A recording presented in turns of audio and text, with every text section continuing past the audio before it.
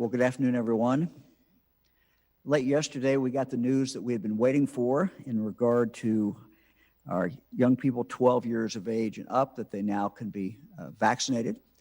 I got a text this morning and a picture from my granddaughter, Mary, that she got her vaccine.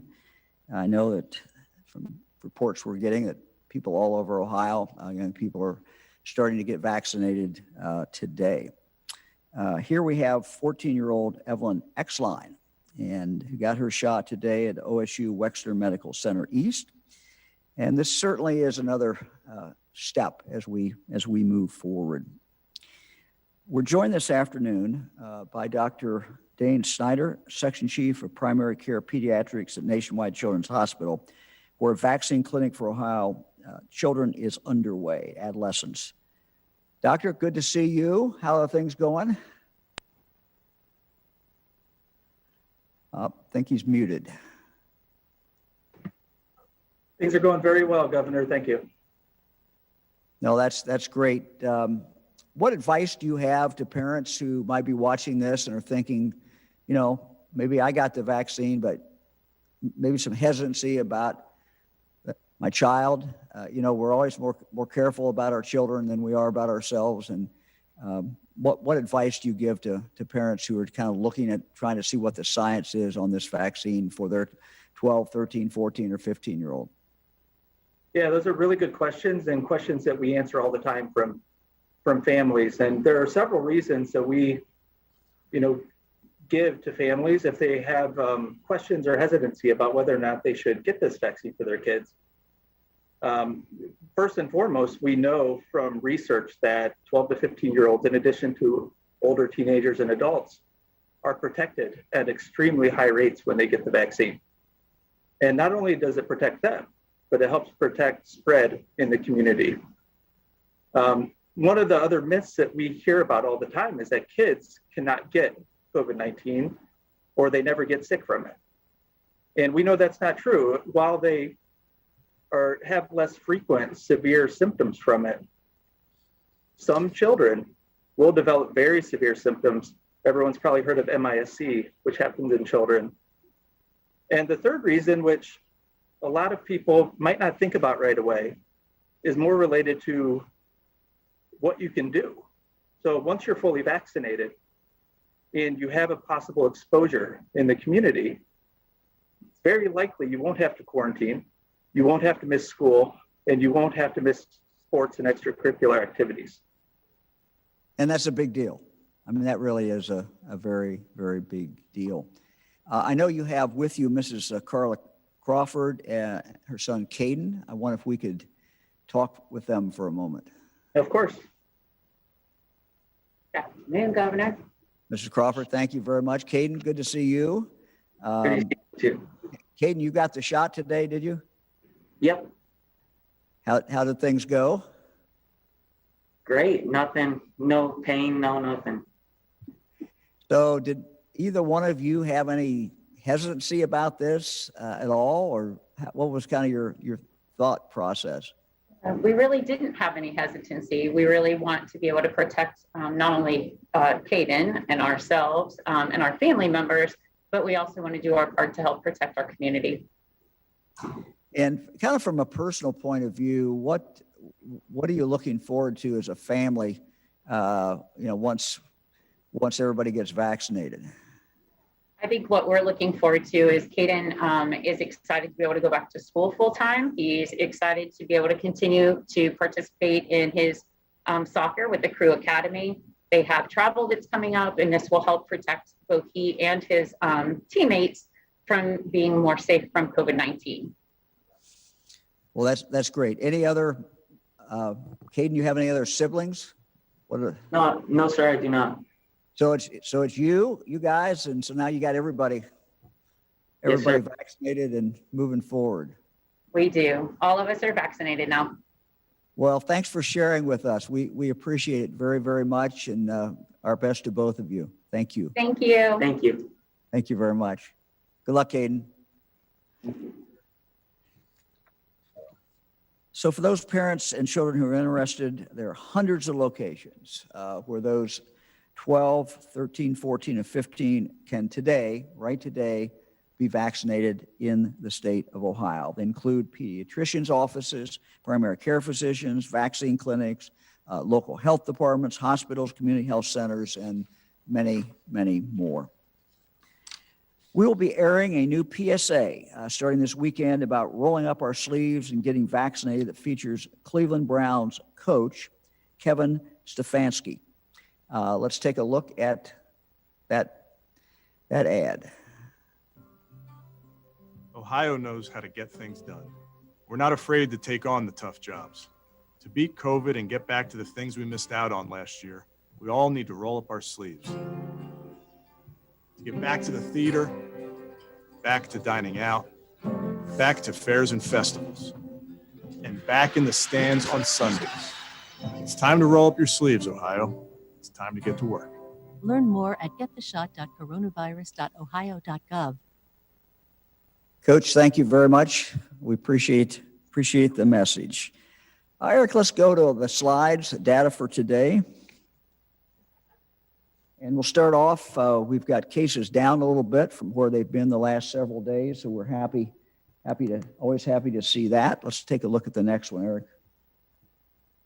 Again, all 88 counties ranked by highest occurrence. We like the fact that the white is moving over, which is good. That means those counties cases are certainly getting lower.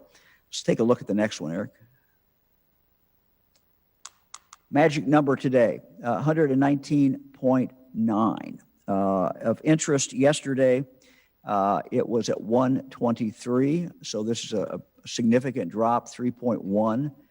And this has varied somewhere between 1, 2, and 3 as far as the drop. The drop has been pretty consistent for some time now. And we're happy to see the 3, and we're moving forward. Eric, let's take a look at the next one.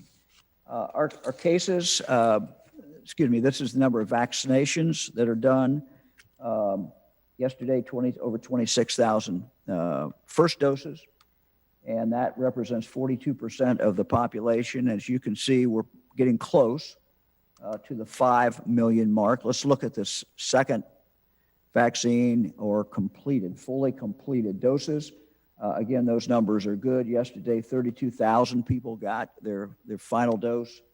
That represents 36% of the population and almost 4.3 million of us. Next one, Eric. Hospitalizations, always a lagging indicator, but certainly something we keep track of. We have a drop, a significant drop. Now these kind of go up and down, but we're seeing a steady drop in hospitalizations, now well under 1,000. And that certainly is a good thing as well.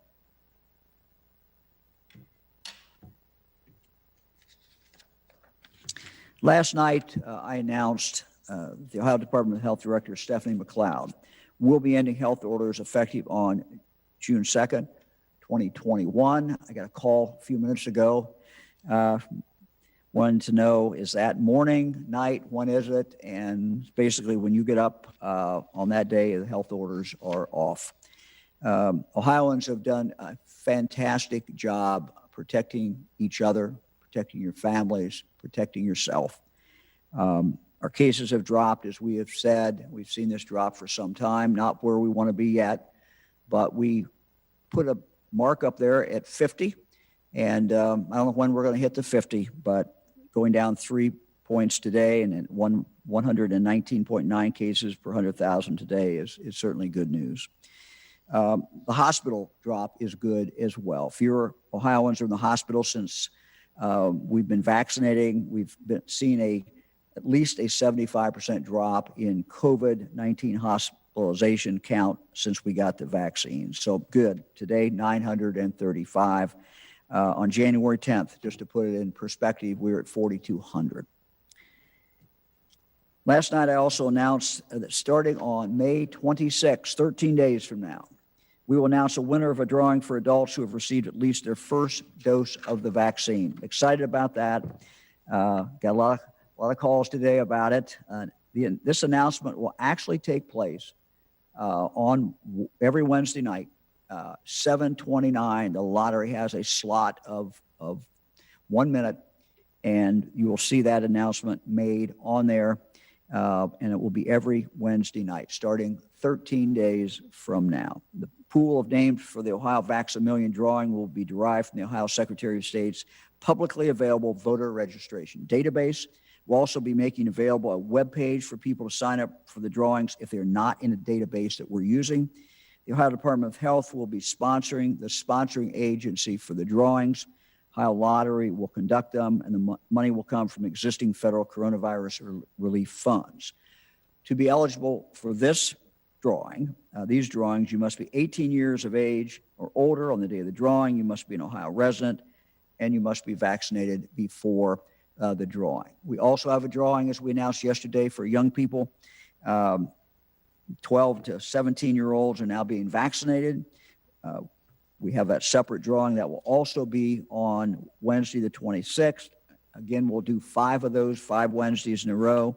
We'll announce the winner of a drawing of all those 17 and under who've been vaccinated. The winner will receive a full scholarship to any one of Ohio's great state universities. That includes room, board, tuition, books, the whole shot. Next Tuesday, another key date, May 18th, an electronic portal will be open for young people who've been vaccinated to be able to register. Again, we'll do this every Wednesday, 5 straight Wednesdays, and again, it will be within the lottery's 1 minute slot at 7:29 p.m. Early in the pandemic, Congress put in place the Federal Pandemic Unemployment Assistance Program to help Americans get through this very, very difficult time. Among other things, this program gave states funding to offer enhanced unemployment benefits. At first, it was originally $600 on top of the normal unemployment benefit. Later on, the federal government changed that to $300. When the program was originally put in place, it was a lifeline for so many Americans at a time when really the only weapon we had were defensive weapons. Keep your distance, masking, sanitation. Things now, of course, have changed. We're in a very, very different phase of this today. We have a tool that is unbelievably effective, and that, of course, is the vaccine. As I noted last night, I said many, many times, we have a powerful, effective vaccine that now close to 5 million Ohioans have already received. If anyone has not gotten the vaccine, there are appointments and walk-in clinics available today. All throughout the state of Ohio, we have 1,900 places where you can go today. You can also go to gettheshot.coronavirus.ohio.gov. That's gettheshot.coronavirus.ohio.gov right now and find a location near you. Ohio's economy, I'm happy to say, is clearly in recovery. Our unemployment rate is 4.7%, significantly lower than the national average. As I travel the state, employers tell me all the time that their businesses are coming back. And they also tell me that they're having a very serious time finding employees.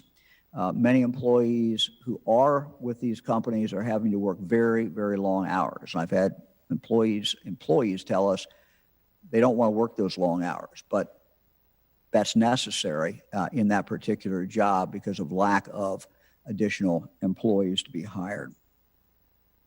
You can see the signs looking for workers and oftentimes even offering a sign-on bonus. You can see those signs around the state.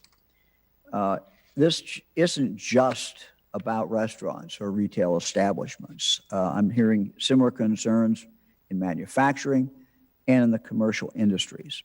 It's having a real impact on Ohio's ability to fully recover and to come back. We're coming back, but we need to come back as strong as humanly possible. And it's having an impact and it's slowing that recovery down. The federal assistance, that extra $300 a week in federal pandemic unemployment compensation is, in some cases, certainly discouraging people from going back at this point in time. The assistance was always intended to be temporary. So today I'm announcing that our administration will be informing the United States Department of Labor that we intend to stop participation in this program on June 26. June 26.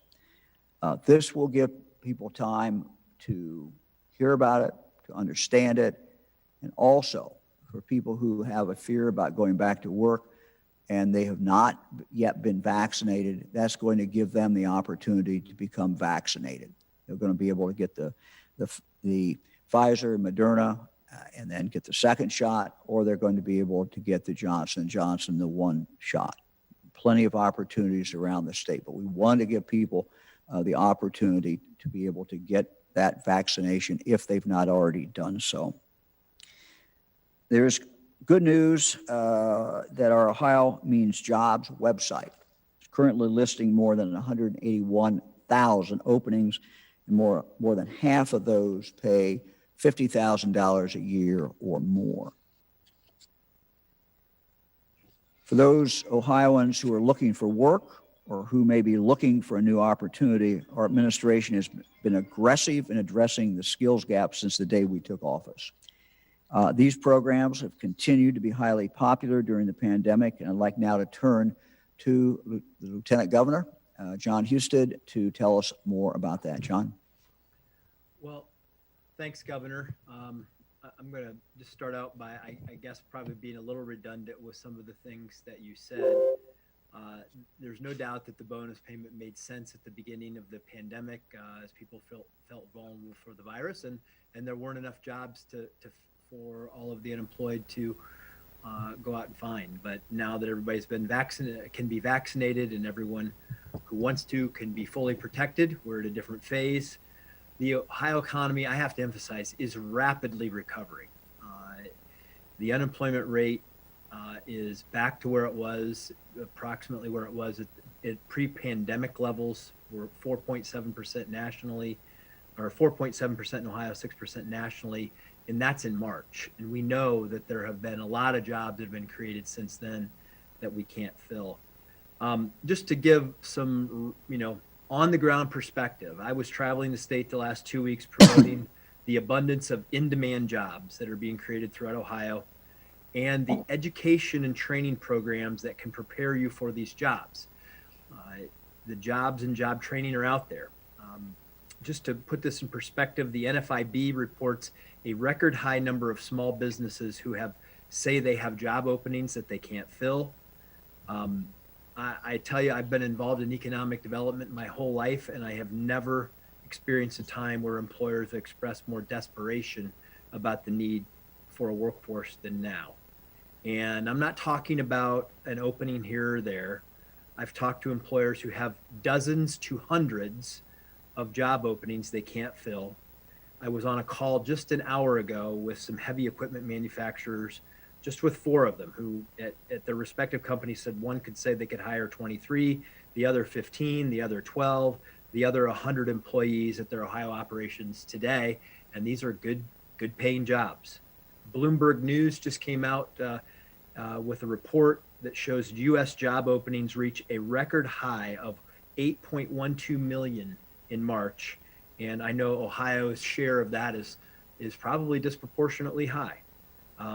As companies around the globe began to expand and make new investments coming out of the pandemic, the ability to provide a workforce is emerging as the primary factor in their decisions. And states that can favorably respond, when we get that call about an expansion, when we can demonstrate that we can supply the workforce, we win those jobs. And those jobs are not just here now. Those would be the jobs that people will have long into the future, for years to come. Just today, I talked with an employer who discussed this potential policy change of the $300 bonus, and he said that would help him justify expanding manufacturing in Ohio versus another state that they're considering. These are very real decisions that employers are making. You cannot create a job until you have somebody who's willing to take a job. And as you alluded to, Governor, I think this is important. That's the business side of things. But as I've been out there, I've been talking to a lot of employees. If you remember way back in the early days of the pandemic, we talked about all of these essential businesses, people who were out there with their employees working every day to provide us the goods and services that we all needed. And there are a lot of people out there who've been working nonstop throughout this pandemic who tell me they are overworked and they are exhausted. I have heard from these employees whose employers can't find enough people to hire. And so the employees who are on the job are working 55 plus hours a week, many of them tell me, since the pandemic started. And while they love the overtime pay, they are exhausted. They said it's putting a strain on them and their families, and they need to go back to a normal work schedule. And so to do all this, we have an abundance of resources for these potential employees, resources to help them return to work. We've talked a lot about these at our news conferences throughout the pandemic. OhioMeansJobs.com is probably the richest resource, statewide resource, but you also have the local Ohio Means Jobs job centers. These are people that can not only help you get access to the training that you need to help you find that job that's right for you, maybe connect you with the transportation you need to get it. Also, all of those other resources that you might need to help with your children, childcare, other family issues that can eliminate those barriers to you actively finding meaningful employment. And those are available at our local Ohio Means Jobs centers. Training programs, as we've been talking about, TechCred, the IMAP program that's a partner of TechCred. All of these are resources where you can get free training that literally if you enrolled now, many of these training programs can be completed before June 26th. Many of them take weeks, some of them a month or less, that prepare you for these $50,000 a year jobs and more, which there are many of them available at Ohio Means Jobs or the other work search resources that are available through Ohio Means Jobs. And we want to help you. We've got resources there for you to rejoin the workforce.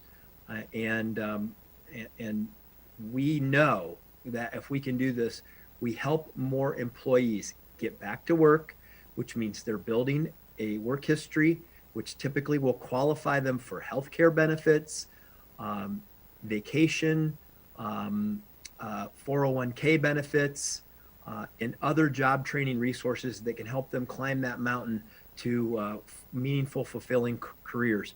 Right now is the best time to start because there's so many jobs available, and let us help you get connected to those jobs so that you can improve your quality of life and as we emerge in this growing, expanding economy. And with that, Governor, it brings me to an announcement from the folks at Recovery Ohio.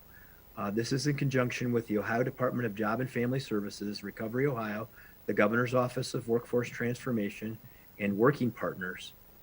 They have come together to create 3 new recovery-friendly training modules. These training programs will help employers develop their own approach to hiring and retraining or retaining employees who are in recovery. We know that this is a critical part of recovery for many individuals and having a sense of purpose and belonging within their workplace environments. These online video modules are intended to empower employers to reduce possible apprehension at the thought of hiring or retaining an employee who's in recovery. So we want to help both the person that's in recovery and the employer who's trying to hire or keep them. These 8 modules can be found at recoveryohio.gov, in addition to 5 other previously launched modules that were done in conjunction with the Ohio Chamber of Commerce in 2017. These are science-based training modules that encourage and empower businesses to hire and better manage employees who are in active recovery. And then finally, Governor, if I could, I would like to just mention something about National Police Week. We want to thank all the officers who are out there who are sacrificed for all the citizens of Ohio. They're real people like us. They're moms and dads, spouses, brothers and sisters. But I met with a group of officers yesterday during this week. I wanted to hear directly from them what it was like right now to be a member of law enforcement. They expressed to me that they are increasingly feeling unsupported, with some leaders advocating to defund police and actively pursuing those policies, also eliminating qualified immunity protections for members of law enforcement. They explained to me that they are seeing a number of their colleagues retire early, and enrollment in their police academies and training programs are down. So they asked me if I would say something about this, and so I did. I know we all appreciate what they do. So during National Police Week, I just think it's important that we acknowledge how important the men and women in blue are to protecting our property and our loved ones, so we can have a safe, livable, and prosperous communities to live in across Ohio. And I ask that during National Police Week that you reach out to one of your local police officers, talk to them, get to know them, and let them know how much you appreciate the work that they do. So Governor, really appreciate the announcement that you made on a lot of fronts. I know that there are people out there who will benefit economically for your leadership on these issues. And we're going to support folks every way we can to give them the resources they need to rejoin the workforce and help grow the Ohio economy even faster than it's already growing. Thank you, Governor. Well, Lieutenant Governor, thank you for your comments. Thank you for your comments about police. From the time that I became a young assistant county prosecuting attorney in Greene County and started really working with police officers, sometimes riding with them, I've had great admiration for our sheriffs and our police officers, sheriff's deputies. So we're grateful for the work that they do every single day. We're ready for questions. Governor, first question today is from Sarah Arthurs at the Findlay Courier. Thank you, Governor. I'm wondering if you can speak to what led to your decision to remove the health orders prior to getting to that threshold of 50, and if there are any concerns about people such as young children who can't be vaccinated. Sure. I mean, we always have concern about children who cannot be vaccinated. We're looking forward to, we hope, by August or early September, to be able to, vaccinate down as low as 2 years, whatever the experts tell us. So we're certainly looking forward to that. We are moving towards that 50 number. Whether we're going to get there or how that's going to coincide with the date, that I selected to take the health orders off, I don't know. We'll see, but we're certainly, it appears we're really headed in that direction, and it may be close to that period of time, but we'll have to see that. I made a decision, after talking to a lot of medical experts and thinking about it, that the time was now. We now have within the grasp of every Ohioan the ability to protect themselves, the only exception of those who can't get it yet. But we have the ability to do that. And that's why, I want to really focus on vaccinations. These are lifesavers. This is how we get out of this. This is how we move forward. Each individual now has the facts. They know how to protect themselves. And I think people, will use common sense and will make those individual decisions. Federal government just came out, I guess, a few minutes ago with, more guidance in regard to wearing masks. But I think, again, people have seen the power of these masks, and there are going to be places where they certainly want to wear them. And if you certainly are not vaccinated, it's a very different ball game than if you are, in fact, vaccinated. And people now have that information. They can make their own decisions in regard to that. Next question is from Marty Schlaten at the Ohio Capitol Journal. Good afternoon, Governor. Hey, Marty. What specific data do you have that shows that people are not returning to work due to these unemployment supplements, as opposed to some other dislocation, economic dislocation that was caused by the coronavirus pandemic? Yeah, Marty, I think it could be many, many things. We hear this all the time. But, if you look at why jobs are not being filled, I'm sure it's a multiple reasons. But whenever you go in and, the market is distorted in that sense, you have certain consequences. And you can do that and should do that, when you're in the crisis. And we're coming out of the crisis from economically. We still have COVID, but we have the way to deal with it today. So this couldn't go on forever. The federal government was going to end this, at least unless they change their mind, they were going to end this in September. We're moving it up a little bit. We think that's the appropriate thing. Governor, I can add to that. There's several elements to this. First of all, we're just going back to the traditional system. We had a 4% unemployment rate when we came in. We now have a 4.7% unemployment rate.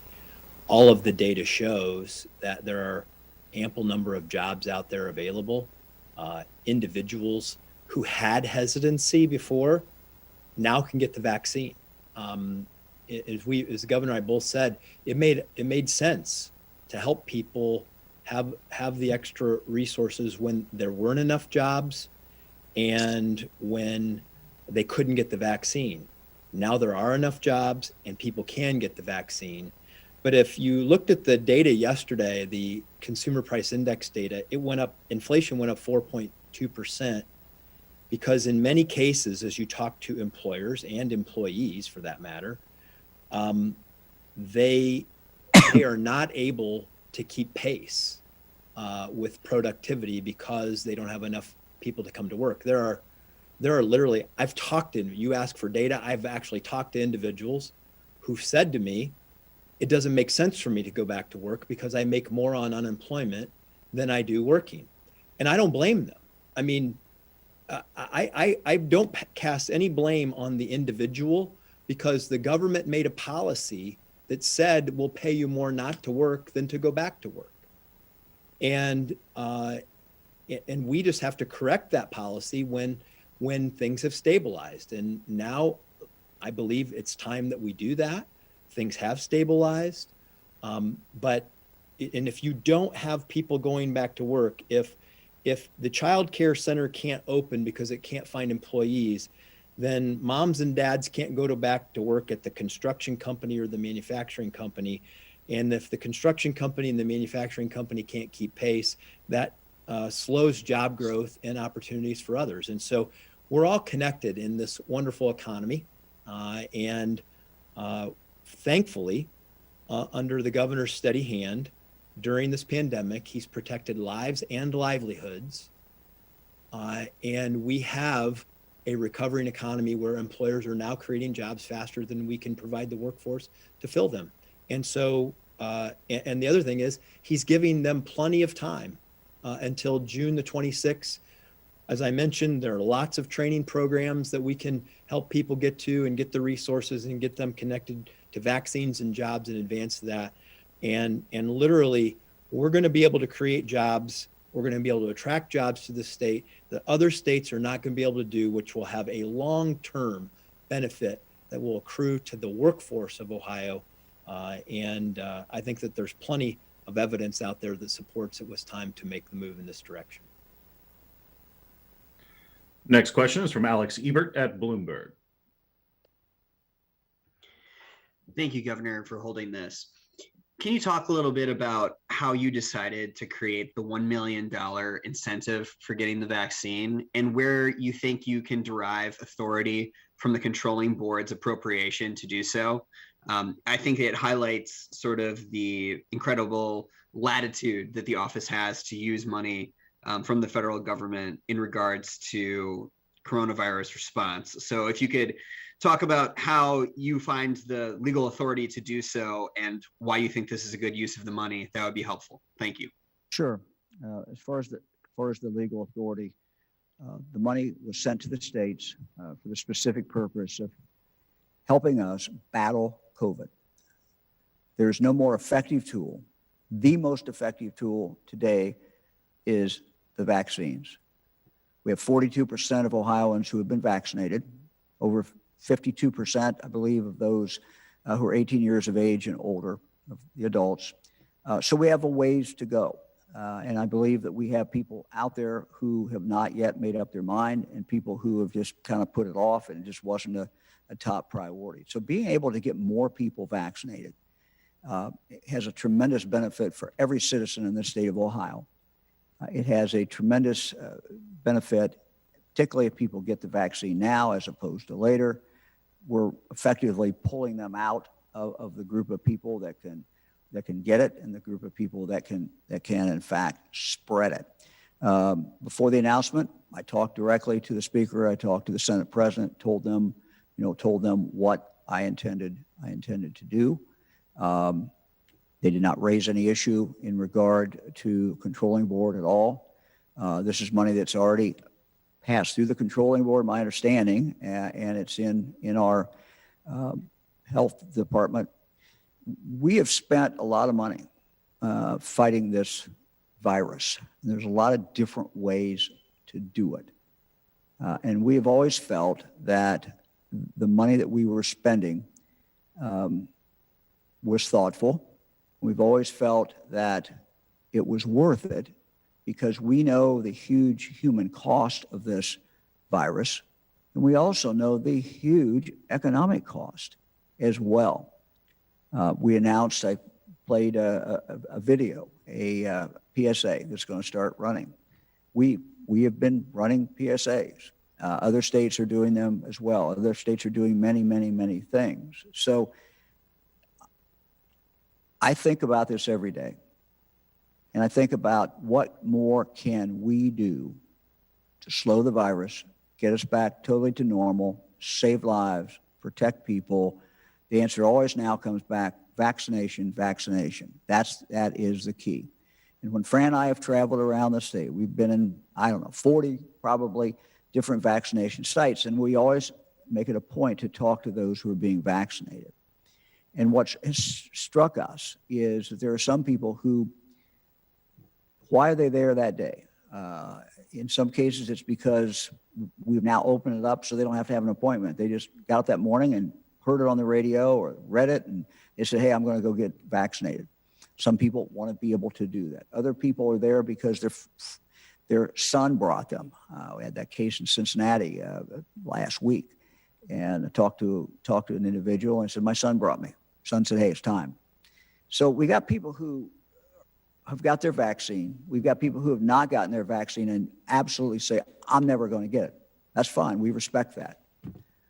It's the people in the middle who are going to determine, whether we get the numbers that we need to really tamp this virus down. That's where the game is. That's where the action is. And so being able to create an added incentive that may appeal to some of those individuals seemed well worth the money to do it. Next question is from Jeff Reddick at WSYX in Columbus. Jeff. Governor, to be clear, do you believe that, by spending $5 million plus, that the state has exhausted all other ways to get the vaccine to people or to convince people to be vaccinated, that there are no other options? I'm sure you've seen that this has been called a grave misuse of taxpayer dollars, a game show gimmick, unethical. It's a lot of criticism. Was there no other way at this point to convince people? Look, Jeff, I've listened to that description of a lot of things I've done for the last year. I understand. I did not go into this and make this decision thinking that everyone was going to say it was a wonderful idea. But I have an obligation, and that is to do everything I can to save lives, everything I can to keep Ohio moving forward. And this is one tool we had not used.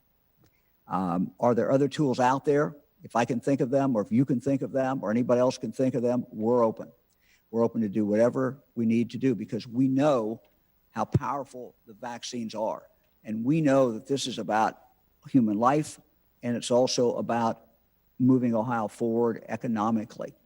And I know there are people say, well, that's a terrible waste of money. Crazy DeWine, terrible, terrible waste of money. What's a waste is at this point, when we now have the vaccine and when someone dies of COVID because they didn't get the shot, that is what is the human waste. And so I'm going to do what I can. I don't say that we've exhausted every idea. There may be other good ideas out there, but we're going to do whatever it takes to keep Ohioans safe, keep Ohio moving forward. And I think this is something that will influence people, and some people who maybe are going to get the shot eventually, but they're not sure when. Maybe this gets them to get it this week. And we know that someone getting the vaccine today versus them getting it in 2 months or 3 months helps all of us because it slows down that virus. Next question is from Andy Chow at Ohio Public Radio and Television. Hi, Andy. Governor. Back to the unemployment assistance. When we're talking about the people who have not gone back to work yet, if there are people who aren't going back to work because of an extra $300 and that's discouraging them from finding a job, what do you think that says about the wages that are offered to workers in Ohio right now? Look, Andy, we operate on a market economy. That's how businesses are able to survive. And you always get into this question. I got it when I was in Congress. You can take wages up. You could pass a minimum wage at a very high level. The question you always run into, and the trade-off, the economists will tell you, the trade-off always is, do fewer people have jobs? And so I am very optimistic about Ohio's future. I think our economy is rolling, ready to roll even faster, though. I think we've emerged from this pandemic in pretty good shape, but we have a lot of growth area, and that growth can benefit workers. That growth can benefit the economy as a whole and help all of us. So I think it was time.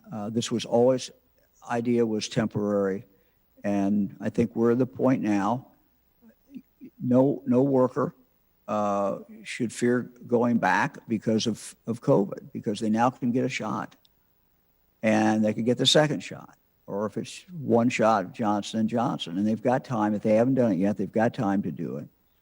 So, you pretty much remove that problem. There also are many jobs out there. Now, that doesn't mean that everybody can get a job, but what our obligation is, what my obligation is, what the Lieutenant Governor's obligation is to make available to everyone who is not employed ability to upscale their talents and to provide that opportunity for them. And we've worked very hard on that, and we're going to continue to work hard on that as well. Governor, if I could add to that, Andy, look, the amount of money that you need to have to live varies from region to region. The amount of money that a job pays in rural Ohio, where I grew up, and what it takes to live there compared to what it takes to live in Columbus or Cleveland, a little bit different. But I can tell you this, I have been traveling the state the last 2 weeks. You can look at the publicly available data on Ohio Means Jobs, 90,000 plus jobs available just on that website alone that pay $50,000 a year or more, not to mention the number of jobs that are out there that pay $15 an hour or more. The employers that I am talking to in the state, they're not paying minimum wage. Minimum wage jobs almost, they're in that we long since passed that number. Employers are paying a much higher wage right now and still unable to find the people that they need. And I want to emphasize, this administration's been really focused on making sure that we make it easy for people, adults, students, to get access to training free of charge. thanks to the generosity of the taxpayers of the state of Ohio. On these news conferences since day one of this pandemic, essentially, I have been trying to tout the pathways for people to get trained, knowing that this day was going to come where the pandemic would be over and there would be a rush to fill the jobs that were being created.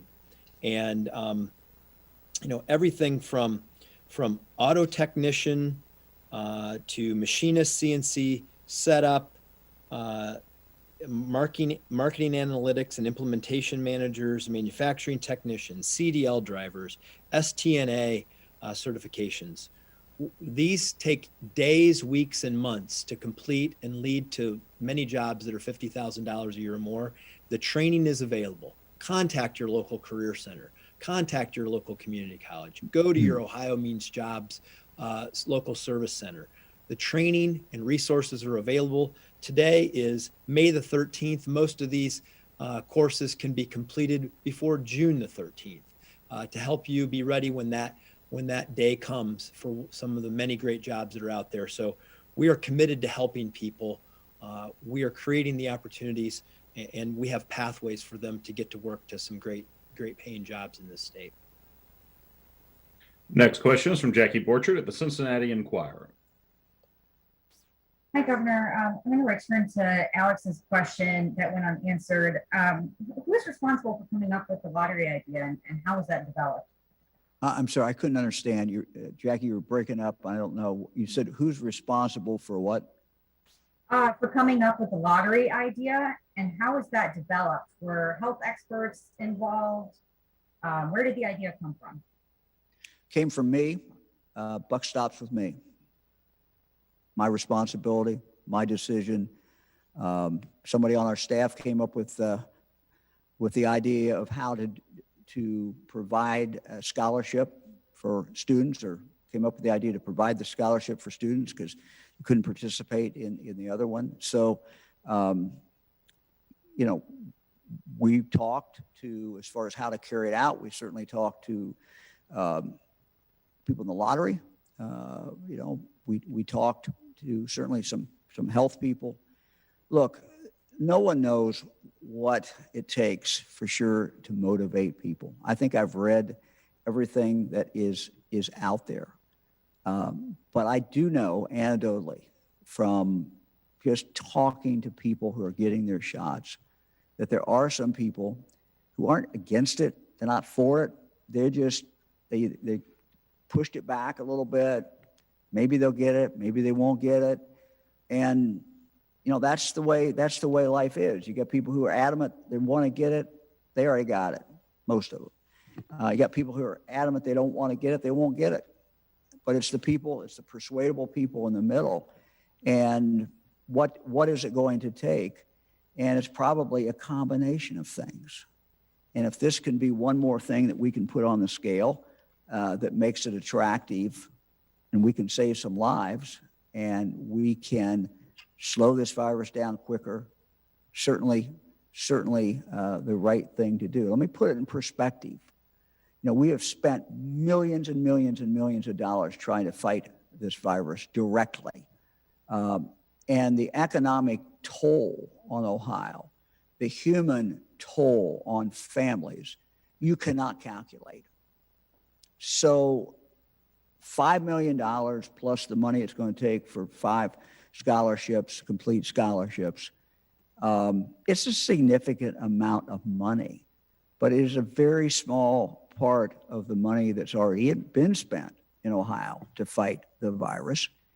And it's a fraction of the economic impact that this virus has had and still has on the state of Ohio. So buck stops with me, my idea, and we're going to see if it works. Next question is from Mike Livingston at Gongwer News Service. Yeah, hi, Governor. You said that you've gotten a lot of calls on the lottery idea. I guess I'm wondering who you're hearing from, what they're telling you, and our lawmakers. You said repeatedly they have your cell number through this whole pandemic. Are you hearing from them as well? Thanks. Yeah, I don't know if I've heard from any lawmakers. I'd have to check. but I didn't talk to any lawmakers. Look, I'm hearing what's, what people are saying on TV, what people are saying on radio. I've had people contact me directly. The way life usually is, people that like what you're doing, they contact you, you hear them. I've gotten some contacts from people who say, it's not fair. It's not fair. Why should, I got my vaccine, and why should, we be spending $5 million to get other people to take it? My answer is pretty simple. When somebody else gets the vaccine in the state of Ohio, it benefits all of us. Matters a lot. Next question is from Molly Martinez at Spectrum News. Hi, Governor. I want to ask you about lead.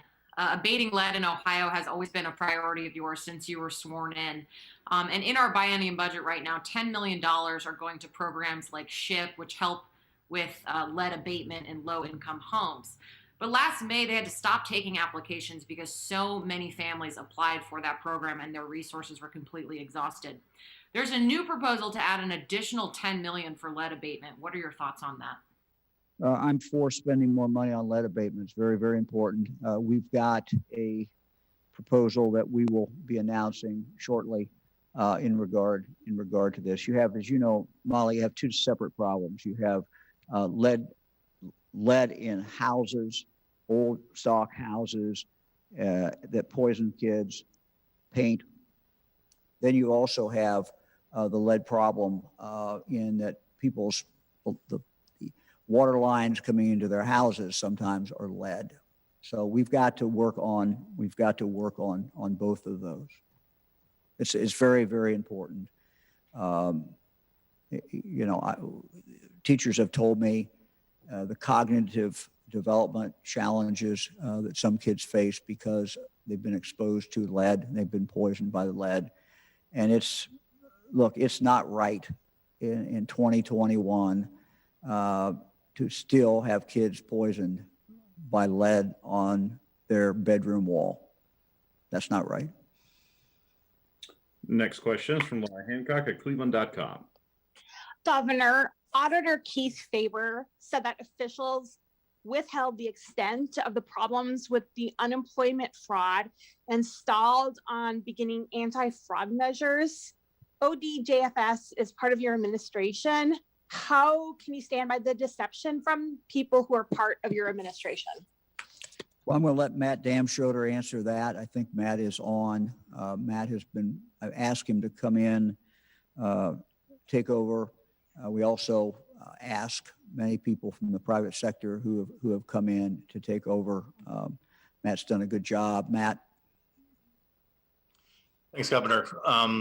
I think as the governor said, we've done a lot of important work over the last several months in improving things, both in terms of fraud detection and protections, reducing the backlog and the call center and the like. We're working closely with Auditor Faber's office now on two audits that his office is conducting. One is a performance audit required by the legislature from House Bill 614 of last year, and also a new audit that's under his general authority. So, there's certain things that we can't really go into depth on as a result of those ongoing audits. But I think, we're working closely with him now, and we'll have more report as we have information coming out from those audits. Governor, next question is the last question for today, and it belongs to Scott Hallas of the Xenia Daily Gazette. Hey, Scott. Hey, Governor, how are you? Good, sir. Good. I'm batting last today, so I guess I got to come up with a good one, but I'm not sure how good this is. With regards to the lottery, one thing I have seen in a couple stories that have been written by other publications is it seems to be unclear what income tax implications there may be for the 5 winners. Are we safe in assuming they're going to be subject to taxing on that and all the normal income things with lottery? Yes, I assume that they pay income tax depending on what bracket they're in. just like someone who, wins the lottery. So I'm not the tax expert, but, applicable laws will certainly apply. Let me just close. Yesterday, May 12th, would have been the 201st birthday of Florence Nightingale, founder of modern nursing, marked the final day of the National Nurses Week and School Nurses Day. Nurses are so vital to the health and well-being of Ohioans during the past year. They certainly have emerged. They were heroes before, but I think we started to appreciate them more maybe this year than we have in the past, because we know what they're doing every single day. Whether in schools, whether in hospitals, clinics, nursing homes, elsewhere, nurses have faced just unbelievable challenges, and they have met the challenges. Ohio's nurses are a major part of our COVID-19 vaccination team. I see them in work every time I go to see a vaccination site. Having great success, getting shots in the arms of so many people is really dependent upon, to a great extent, the work that they're doing. I want to thank all of our nurses. Thank you. On behalf of the people of the state of Ohio, thank you for what you do each and every day. Through Saturday, we are also celebrating National Hospital Week. Our hospitals, always a place that we look to for help and assistance and to save lives, but they have become a battleground area in the fight against COVID. Again, it's the hospitals who are really working so very, very hard to protect our loved ones and to keep us safe. They've shown great strength and courage for their patients and their communities, and they have been our great, reliable partners. We look forward to continuing to work with them. So to all of those nurses and all of those who are working in hospitals, whatever your job is, we thank you very much. Thanks, everybody. Wish you all a happy day. Fran and I are off to Miami University's graduation. We have two grandsons whose graduation is being celebrated this year because it was virtual last year. Hope everybody has a good day.